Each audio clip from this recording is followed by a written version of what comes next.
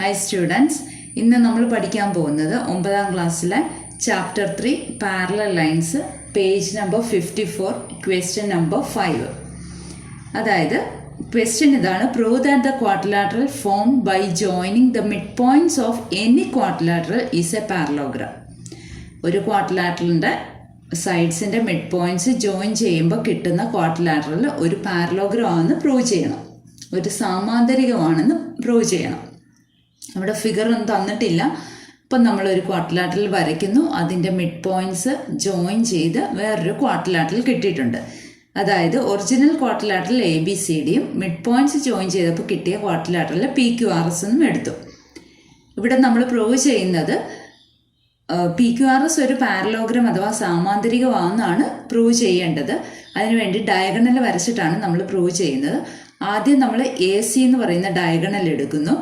ആ A C എന്ന് പറയുന്ന ഡയഗണലിൽ താഴോട്ട് കിടക്കുന്ന ട്രയാങ്കിൾ, അതായത് എ ബി സി എന്ന ട്രയാങ്കിൾ എടുത്തു കഴിഞ്ഞാൽ പി എന്ന പോയിന്റ് എ ബിയുടെ മിഡ് പോയിന്റ് ആണ്, ക്യു എന്ന പോയിന്റ് ബി സിയുടെ മിഡ് പോയിന്റ് ആണ്. അപ്പോൾ നമുക്ക് ഈ ട്രയാങ്കിൾ എ ബി സിയിൽ പി ക്യു എന്ന് പറയുന്നത് എ സിയുടെ പകുതിയായിരിക്കും. നമ്മൾ പഠിച്ച കാര്യമാണ്. പിന്നെ പി ക്യു എ സിക്ക് പാരലും ആണ്. ഇനി അടുത്ത ട്രയാങ്കിൾ എടുക്കുക. ഇതേ ഡയഗണലിൻ്റെ മുകൾ വശത്ത് കിടക്കുന്ന ട്രയാങ്കിൾ, അതായത് ട്രയാങ്കിൾ എ സി ഡി എടുക്കുന്നു.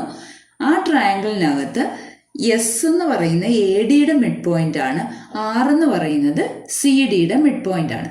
അപ്പോൾ എസ് ആർ എന്ന് പറയുന്നത് ഹാഫ് എ സി എന്ന് എടുക്കാം, അല്ലെങ്കിൽ അതിൻ്റെ കൂടെ എസ് ആർ പാരലൽ എ സിയുമാണ്. ഇനി നമുക്ക് ഇതിൽ നിന്നും മനസ്സിലാക്കാവുന്ന എന്താ? P Q equal to half A C ആണ്, S R equal to half A C ആണ്. രണ്ടിൻ്റെയും റൈറ്റ് സൈഡ് ഈക്വൽ ആണ്, അല്ലെങ്കിൽ ലെഫ്റ്റ് സൈഡുകൾ ഈക്വൽ ആണെന്ന് എഴുതാം, അല്ലെങ്കിൽ P Q equal to S R എന്ന് എഴുതാം. അതേപോലെ തന്നെ P Q parallel A C ആണ്, S R parallel A C ആണ്. അപ്പം നമുക്ക് P Q parallel S R എന്ന് എഴുതാം.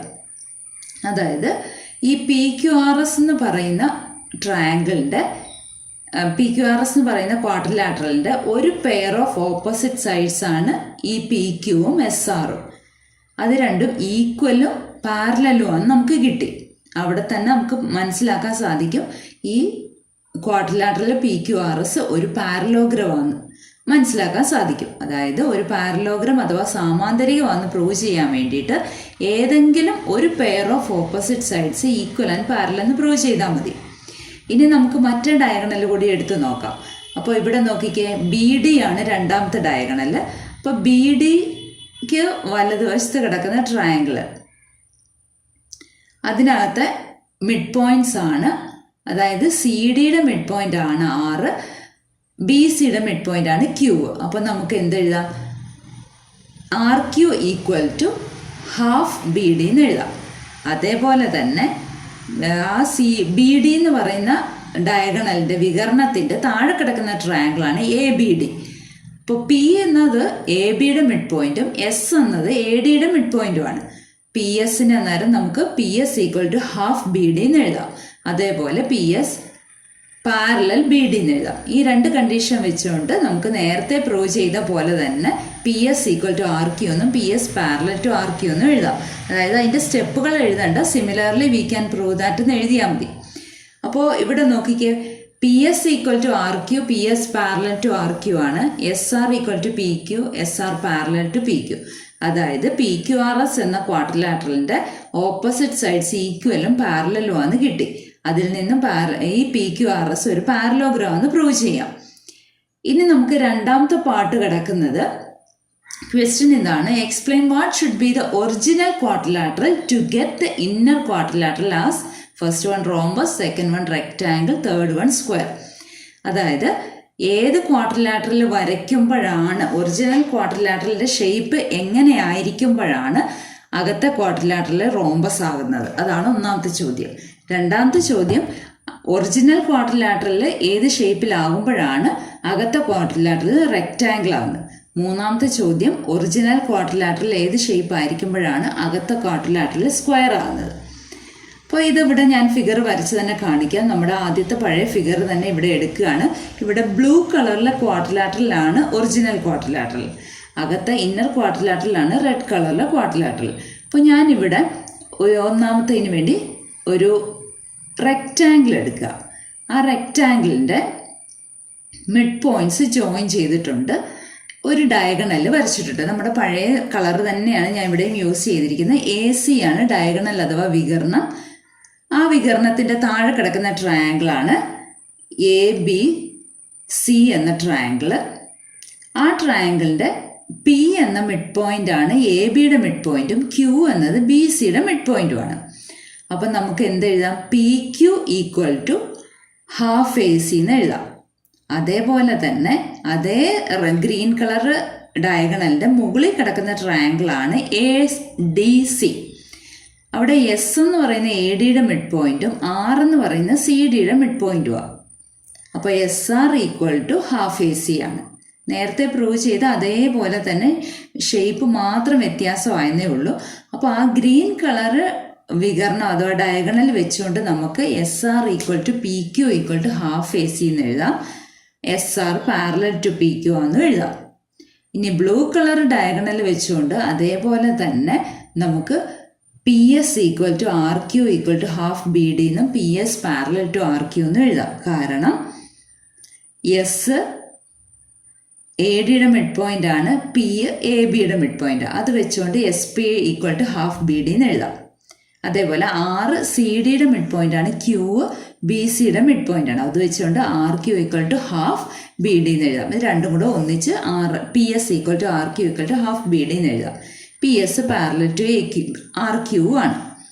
അപ്പോൾ ഇവിടെ നമുക്ക് റോംബസ് ആണ് കിട്ടിയിരിക്കുന്നത്. കാരണം എന്താണെന്ന് വെച്ചാൽ റെഡ് കളറിൽ കിടക്കുന്ന റോംബസ് ആണ്. കാരണം എന്താണെന്ന് വെച്ചാൽ റെക്റ്റാങ്കിളിൻ്റെ ഡയഗണൽസ് ഈക്വൽ ആണ്.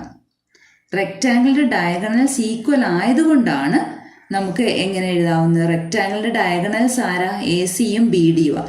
അത് രണ്ടും ഈക്വൽ ആയതുകൊണ്ട് നമുക്ക് ഈ SRും PQവും PSും RQവും, അതായത് ചുവന്ന കളറിലെ PQRSൻ്റെ എല്ലാ സൈഡും ഈക്വൽ ആണെന്ന് നമുക്ക് കിട്ടി. അതേപോലെ ഓപ്പോസിറ്റ് സൈഡ്സ് പാരലുമായി. അപ്പോൾ എല്ലാ സൈഡും ഈക്വൽ ആകുമ്പോൾ അതൊരു റോംബസ് ആയല്ലോ. PQRS ഒരു റോംബസ് ആയി. അപ്പോൾ PQRS എന്ന് പറയുന്നത് ഇന്നർ ക്വാഡ്രിലാറ്ററലാണ്. ഇന്നർ ക്വാഡ്രിലാറ്ററൽ റോംബസ് ആകണമെങ്കിൽ ഔട്ടർ ക്വാഡ്രിലാറ്ററൽ, അതായത് ഒറിജിനൽ ക്വാഡ്രിലാറ്ററൽ എന്താവണം? ഒരു റെക്റ്റാങ്കിൾ ആയേ പറ്റത്തുള്ളൂ. മനസ്സിലായി കാണുമെന്ന് വിചാരിക്കുന്നു. ഇനിയിപ്പോൾ രണ്ടാമത്തെ ക്വസ്റ്റ്യനിലേക്ക് പോകാം. അതായത്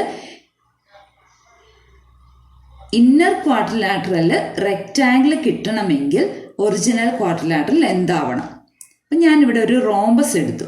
ആ റോംബസിൻ്റെ മിഡ് പോയിൻറ്റ്സ് ജോയിൻ ചെയ്ത് റെഡ് കളറിൽ ഇന്നർ ക്വാഡ്രിലാറ്ററൽ വരച്ചിട്ടുണ്ട്. ഡയഗണൽ ഗ്രീൻ കളറിൽ കൊടുത്തിട്ടുണ്ട്.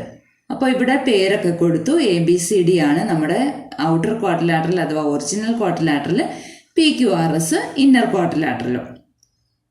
ഇവിടെ നമുക്കറിയാം ആ P എന്ന് പറയുന്ന ABയുടെ മിഡ് പോയിന്റ് ആണ്, Q എന്ന് പറയുന്ന BCയുടെ മിഡ് പോയിന്റ്. അപ്പോൾ PQ equal to half AC എന്ന് എഴുതാം. അതേപോലെ S എന്ന് പറയുന്ന ADയുടെ മിഡ് പോയിന്റും R എന്ന് പറയുന്ന CDയുടെ മിഡ് പോയിന്റും. അപ്പോൾ SR equal to half AC തന്നെയാണ്. SR പാരലൽ ടു PQ ആണ്. ഇനി നമുക്ക് രണ്ടാമത്തെ ഡയഗണൽ എടുക്കാം, അതായത് BD എന്ന ഡയഗണൽ എടുക്കാം. അവിടെ P എന്ന പോയിന്റ് ABയുടെ മിഡ് പോയിന്റും S എന്ന പോയിന്റ് ADയുടെ മിഡ് പോയിന്റും. അപ്പോൾ എന്താ? PS equal to half BD എന്ന് എഴുതാം. അതേപോലെ തന്നെ Q എന്ന് പറയുന്നത് BCയുടെ മിഡ് പോയിന്റും R CDയുടെ മിഡ് പോയിന്റും. അപ്പോൾ PS equal to RQ equal to half BD എന്നെഴുതാം. PS പാരലൽ ടു RQ ആണ്. ഇവിടെ നമ്മൾ എടുത്ത ഒറിജിനൽ ഫിഗർ, ഒറിജിനൽ ക്വാഡ്രിലാറ്ററൽ ഒരു റോംബസാണ്. നമുക്കറിയാം റോംബസിൻ്റെ ഡയഗണൽസ് ബൈസെക്ട് ചെയ്യുന്ന റൈറ്റ് ആംഗിളിലായിരിക്കും, അതായത് 90 ഡിഗ്രിയിലായിരിക്കും അത് മുറിക്കുന്നത്, ഡയഗണൽസ് മുറിക്കുന്നത്. അപ്പോൾ നമുക്ക് എന്ത് പറയാം? ആ PQRS എന്ന ഇന്നർ ക്വാഡ്രിലാറ്ററൽ, ചുവന്ന കളറിലെ ക്വാഡ്രിലാറ്ററലിൻ്റെ ഓരോ ആംഗിൾസും 90 ഡിഗ്രി ആവും. ഓരോ ആംഗിൾസും 90 ഡിഗ്രി ആവുമ്പം അതെന്തായി? ഒന്നുകിൽ റെക്റ്റാങ്കിൾ അല്ലെങ്കിൽ സ്ക്വയർ. പക്ഷെ ഇവിടെ സ്ക്വയർ ആകത്തില്ല. കാരണം നമുക്ക് PQ ഈക്വൽ ടു SR ആണ്, അതേപോലെ SP ഈക്വൽ ടു RQ ആണ്. ഓപ്പോസിറ്റ് സൈഡ്സേ പാരലൽ ആൻഡ് ഈക്വൽ ആയിട്ടുള്ളൂ, എല്ലാ സൈഡും ഈക്വൽ ആയിട്ടില്ല. അപ്പോൾ ഇതൊരു റെക്റ്റാങ്കിൾ ആയി. അപ്പോൾ ഇന്നർ ക്വാഡ്രിലാറ്ററൽ PQRS റെക്റ്റാങ്കിൾ ആകണമെങ്കിൽ ഒറിജിനൽ ക്വാഡ്രിലാറ്ററൽ ഒരു റോംബസ് ആയേ പറ്റത്തുള്ളൂ. ഇനി നമുക്ക് മൂന്നാമത്തെ ക്വസ്റ്റ്യനിലേക്ക് പോകാം. നമുക്ക് ഒറിജിനൽ ക്വാഡ്രിലാറ്ററൽ എന്താണെന്ന് കണ്ടുപിടിക്കണം. ഇന്നർ ക്വാഡ്രിലാറ്ററൽ സ്ക്വയർ ആണ്. അപ്പോൾ സ്ക്വയർ കിട്ടണമെങ്കിൽ ഞാൻ ഇവിടെ ഒരു സ്ക്വയറിനെ തന്നെ വരച്ചു. സ്ക്വയറിനെ വരച്ചിട്ട് മിഡ് പോയിന്റ്സ് ജോയിൻ ചെയ്തു, പേരൊക്കെ കൊടുത്തു, ഡയഗണൽസും വരച്ചു. ഡയഗണൽസ് വരച്ച് നമുക്ക് നേരത്തെ ചെയ്ത പോലെ തന്നെ SR = PQ = ഹാഫ് AC ആണ്, SR പാരലൽ ടു PQ ആണ്. അതേപോലെ തന്നെ PS = RQ = ഹാഫ് BD ആണ്, PS പാരലൽ ടു RQ ആണ്. ഇനി നമുക്കറിയാം സ്ക്വയർ എന്ന് പറയുമ്പോൾ ഡയഗണൽസ് ഈക്വൽ ആണ്, ഡയഗണൽസ് ബൈസെക്റ്റ് ചെയ്യുന്ന 90 ഡിഗ്രിയിലും ആയിരിക്കും. ഡയഗണൽസ് ഈക്വൽ ആകുമ്പോൾ നമുക്ക് എന്തെഴുതാം? ഈ 4 സൈഡും ഈക്വൽ ആകും, അതായത് PQRSൻ്റെ 4 സൈഡും ഈക്വലായി. അപ്പോൾ എന്ത് പറയാം? അതൊരു ഒന്നുകിൽ റോംബസ് അല്ലെങ്കിൽ സ്ക്വയർ. പക്ഷേ ഇവിടെ ആംഗിളും നമുക്കറിയാമല്ലോ, ഡയഗണൽസിൻ്റെ ആംഗിൾ ബൈസെക്റ്റ് ചെയ്യുന്ന 90 ഡിഗ്രിയിലാണ്. അപ്പോൾ എല്ലാ ആംഗിളും 90യുമായി, അതായത് AC പെർപെൻഡിക്കുലർ ടു BD യുമാണ്, AC ഈക്വൽ ടു BD യുമാണ്. അപ്പോൾ PQRS ഒരു സ്ക്വയറായി, അതായത് ഇന്നർ ക്വാഡ്രിലാറ്ററൽ ഒരു സ്ക്വയറായി. ഇന്നർ ക്വാഡ്രിലാറ്ററൽ സ്ക്വയർ ആവണമെങ്കിൽ ഔട്ടർ ക്വാഡ്രിലാറ്ററൽ അഥവാ ഒറിജിനൽ ക്വാഡ്രിലാറ്ററൽ സ്ക്വയറായേ പറ്റത്തുള്ളൂ. അപ്പോൾ ഈ 4 കണ്ടീഷൻസ് വരുന്നുണ്ട്. ആദ്യത്തേത് പാരലോഗ്രാം കിട്ടണമെങ്കിൽ ഏത് ക്വാഡ്രിലാറ്ററലിൻ്റെ മിഡ് പോയിന്റ്സ് എടുത്താലും പാരലോഗ്രാം വരും. രണ്ടാമത്തെന്ന് പറഞ്ഞാൽ റോംബസ് കിട്ടണം. റോംബസ് കിട്ടാൻ വേണ്ടിയുള്ളതും നമ്മൾ ഡിസ്കസ് ചെയ്തു. മൂന്നാമത്തെ റെക്റ്റാങ്കിൾ കിട്ടണം. നാലാമത്തെ സ്ക്വയർ കിട്ടണം. ഇതും 4 ഡിസ്കസ് ചെയ്തു. എല്ലാവർക്കും മനസ്സിലായി കാണുമെന്ന് വിചാരിക്കുന്നു. Thank you.